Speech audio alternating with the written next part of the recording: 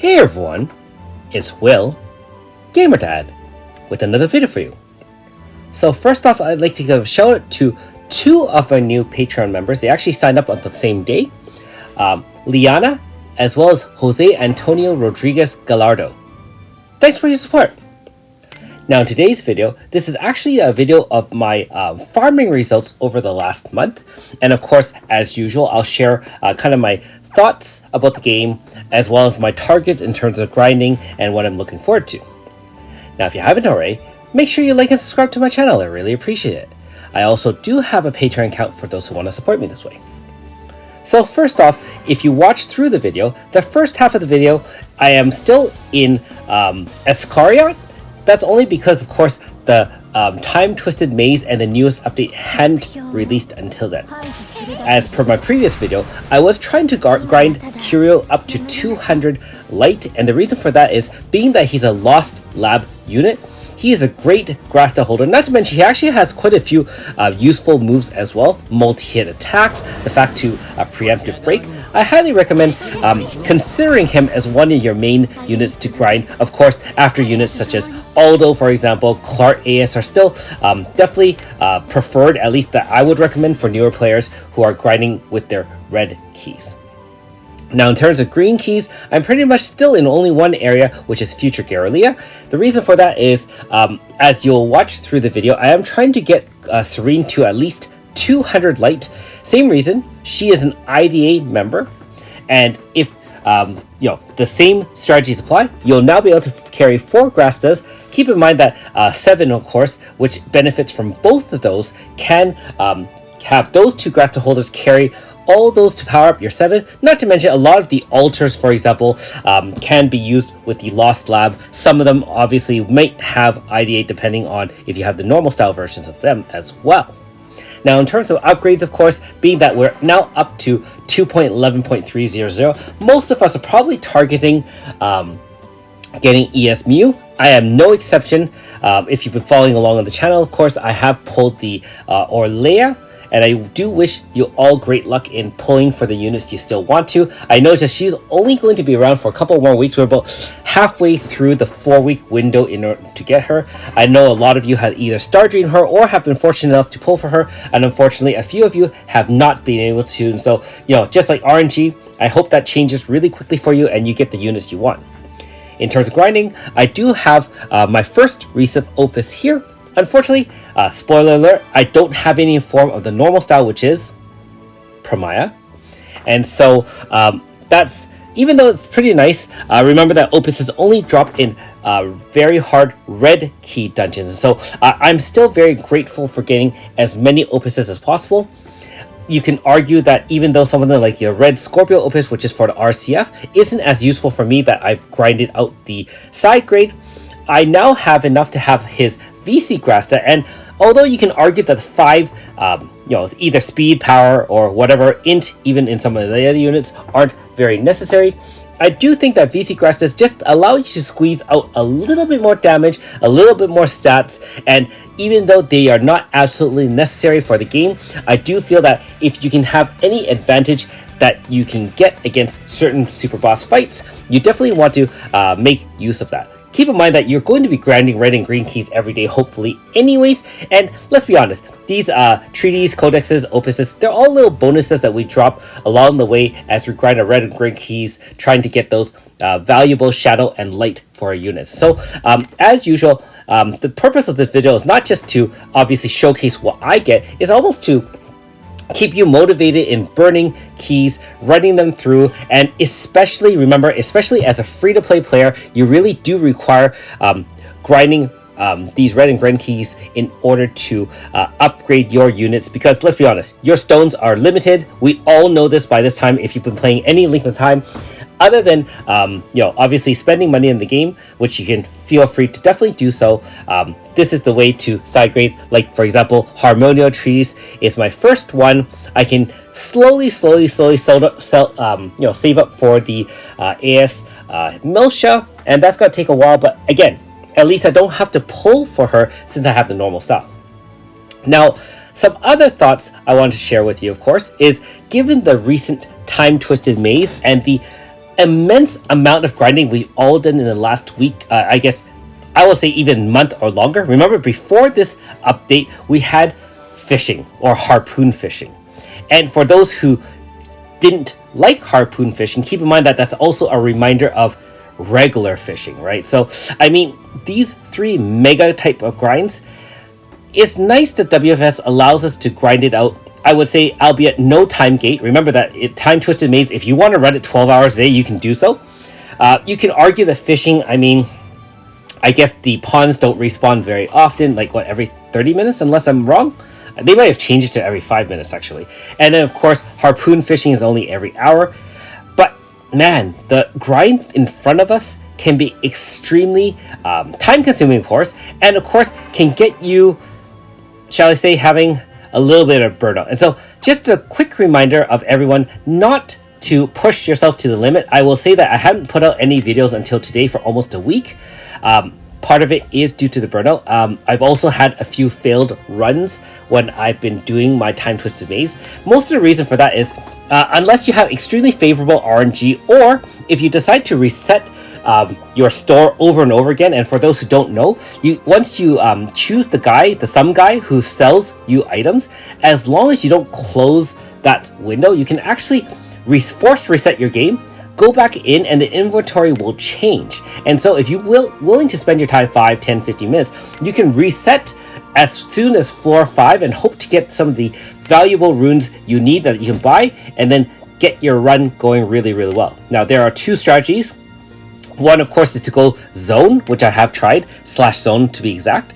And the other one is to go all vow of invincibility. So you would reset until you get a vow 2 or vow 3, and you can reset and carry your vow to the next run, in which case, as long as you reset early on and get a vow 2, then you can really, really power up and do AS repeatedly. So just a note of that if you want to make your runs easier. But that being said, RNG treated me poorly. I died a couple of times, and it was quite demoralizing. So just keep in mind, don't grind too hard. Don't be like Gamer Dad. Obviously, videos do take a lot of time as well. And so when there's a new update, I try to put out as much as I can for you, just to kind of cover some of the basics, hopefully shed some light on some of the strategies I have. And of course, you can rely on other resources as well. There's the subreddit, there is the Discord, and so on and so forth. Now back to the video. A lot of you may have forgotten that we can go to Nilva, and there is a store here with 2 robots. The first robot on the left is one that you need 200 random badges. Those are the non-stat badges, i.e., for example, anti-lightning or experience, get a lot of different badges you can pick up along the way. You can trade in 10 at a time to either the left or the right one. The right one only requires 200 of the stat badges. So as soon as you have access to the area, as long as you've gotten enough through keys, you can probably access them and trade in 10 at a time.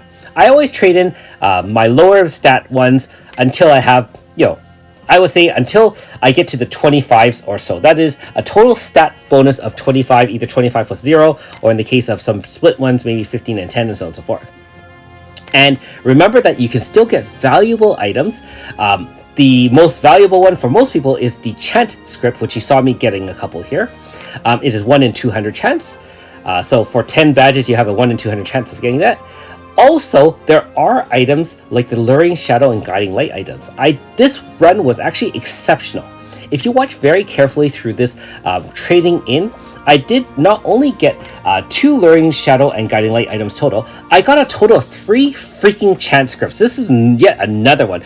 And keep in mind, it's 1 in 200, right? I think I'm only trading in about a total of 600 badges here. So if you think about it, 600 divided by 10 is only 60 shots or 60 lotto or slot pulls, so to speak. And I picked up 3 1 in 200s, which is really, really ridiculous. So, of course, RNG can treat you great, RNG can treat you poorly, but the main thing is give yourself lots and lots of chances to hit those lotto picks, hit those long shot picks. Obviously, when you even go through the dungeon, you get a 1 in 200 chance of getting a chance script on the final boss chest as well. And so it's just a matter of, hopefully, as you run more and more, the odds will even out and you'll get a bunch of chant scripts and, in this case, Luring Shadow and Guiding Light items. As for running dungeons, of course, not only are you going for chance, you're going for all those other upgrade items as well. So regardless of how burnt out you may get, take some advice from Gamer Dad. Just try not to go super hardcore in the game. I mean, keep in mind that unless you are also a fellow content creator and you have the pressure of keeping up with the Jonases, so to speak, and having ultimate things just like everyone else on the videos, you really can play at your own pace. You don't have to show off anything to anyone. You can be far behind, you can keep up to date with the content, but you don't have to do any of that, right? Like, even at this point, I have one super boss I haven't taken on at this point in time. I believe it's the Mysterious Ogre Hard. And I know there's a lot of different strategies out there. I'm going to be honest. I am burnt out from all the videos I've been creating. And so I actually haven't gotten around to doing it. I know I can, just haven't really felt the urgency or the motivation to do so. And so I do apologize ahead of time for not having that video up. I'm sure there's a lot of my fellow content creators who have beaten it either with free units, low turn clears, or even for example, the newest Thunder team, which would make it a lot easier if I had someone like ESMU or Silver Striker. Alright, back to the action. You can clearly see, like just like the one I said about the 1 in 200 chance of getting a chant script in the final boss stage, we got yet another one. If you're wondering, over the course of this 1 month run, I have picked up a total of 12 chat scripts. And this so far, the drops have actually been quite frequent compared to my previous run. If you look at the length of the video, this is actually a lot longer on average than something I would have actually done in the last month in terms of picking up things. In terms of grinding out light, I have now hit Kiro at 140. Keep in mind that, remember, there are certain breakpoints for every unit, whether or not you're free or gacha, where you get extra stat bonuses. Now, the most common ones people aim for are 80, where you get 4 moves, 120, where you get an extra badge, which is 2 badges, and of course 140 and up, where you get some extra stats, and finally 200, which is 4 Grasta slots. Of course, we don't have to talk about 255, where you get stat bonus to everything. I think it's plus 20. And so, obviously, gacha units are usually out of the question for us free-to-plays or even light spenders, except for free units, which we grind out. I believe, actually, that in an upcoming update, we'll actually have a new dungeon we can grind that can get a higher chance of getting multiple light bonuses or extra light drops or grinding out light for all our free units. And so looking forward to covering that when that update comes out. And of course, if you are interested in seeing what is coming up in the upcoming content, check out the AE Wiki. I know it's a little bit broken right now, but they do talk about some of the newest updates, and you can plan your pulls accordingly. For those who haven't spent on the Star Dream, of course, you still have a couple weeks to decide on that as well. Hopefully my video has given you some suggestions as to what to get for your team, but at the end of the day, of course, waifu or husbando first, and then, whatever strategy goes your way. It is really interesting, though, from reflecting from last year's Star Dream to this year's Star Dream, how, for the most part, we were always recommending, or at least myself, I know others who also write guides don't necessarily follow the same strategies that I do. They recommended, I used to recommend Melissa no question as a 1, and then obviously, whatever other unit came out. Since the advent of Pizzica has been kind of like a 1-2 punch with Melissa. But as of the more recent Star Dreams, I cannot say that Melissa is top-notch anymore. We have so many aspects of getting powerful turn 1 AFs that although Pizzica and other singing units are quite useful, Melissa has kind of dropped off in value a little bit. Alright, so at this point in the video, you've probably seen me fool around with AS Victor when I was showcasing and doing a 5-star review of Orlea. But here we are, the actual video where I did upgrade him. And so there you go, Omelette Treaties times 5. And we got Victor AS, which is a very valuable member to my Thunder team, just like ES Belina and so on and so forth. Alright, and of course, now that the new update has been here, instead of going Iscaria with my red keys, I am now grinding out Fene's light, and actually Shadow. And it's not for her, actually, that we're grinding it out. We are grinding this dungeon out for certain tomes. And the reason for that is, as you know, everyone can work for grinds for VC Grasta. We talked about that a little bit earlier in this video, and I am actually trying to get at least one normal VC Grasta for Flamelopus. And as a side benefit, of course, a Walker tome is also available here. A Walker tome is, of course, for Orlea, and so I'm going to be grinding out 2 VC Grastas at the same time. First one for Flamelopus, which is the forgot which one it is, but also the Orlea's tome, as well as you can get Victor's VC. You can also get some extra Psalms for Gilna, which no one really cares about at this point. And of course, there's even Hozuki, which we know is a fan favorite for one of our other content creators, aka losers become winners, or as he's well known on the subreddit as no waifu, no laifu. Alright, so let me know in the comments below. I've been talking for a very long time now. Let me know what you've been doing with your red and green keys if you're still burning them. How do you find motivation for grinding out those keys over and over again? I'm actually really interested in seeing how you guys keep up with the grind, whether or not you just give up, as per my youngest child who's not grinding any keys, or you just kind of like bite your tongue and just get down to it, finding optimal ways to clear mobs and run the dungeons. Now, keep in mind that if you actually are running a pretty powerful team, you can one-shot all the mobs, especially in the easier red key dungeons. And if you optimize your run where you only collect the chests when it's the rare areas, then you can actually finish a run in about 90 seconds. So 4 red keys every day, it's really only like 6 minutes of your time. And of course, even the green keys, if you really want to skip everything to the end, you can do the sealed run, which still gives you a chance of getting chants and treatises and codexes, and at least, versus running something like a Garrelia, which does take anywhere from, I'll say, 3 to 6 minutes. Probably a little bit less if you're equipping anything that encounter minus, right? So that is a good strategy if you still want to do a lot of running and you don't want to waste a lot of time. The encounter minuses or reduction is really, really helpful. And remember, you can stack all those to up to 3. So at this point in the video, you notice that we are doing white gate key, and you also know from previous experience that if I am putting this in the video, we know where we're going. So without any further ado, we're already at actual and finally in Barakai village. Now remember that this is completely RNG dependent. No one method or route gets you there. However, we all have favorite routes, and so you can see I kind of vary it as we go.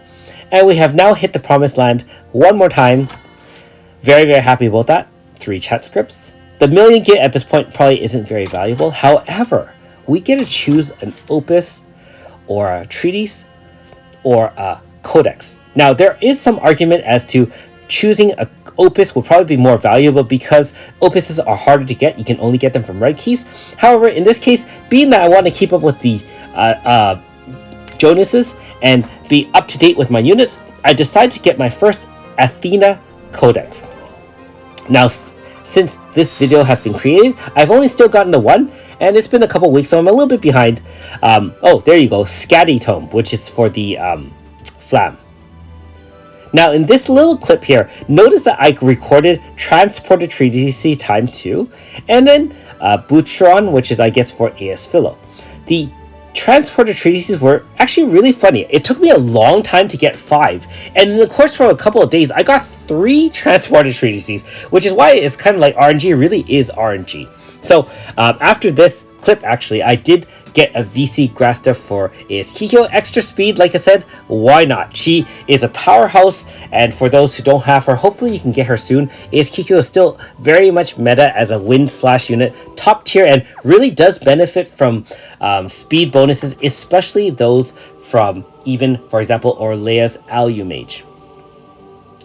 And another clip, of course, of me running through Beastkin Castle.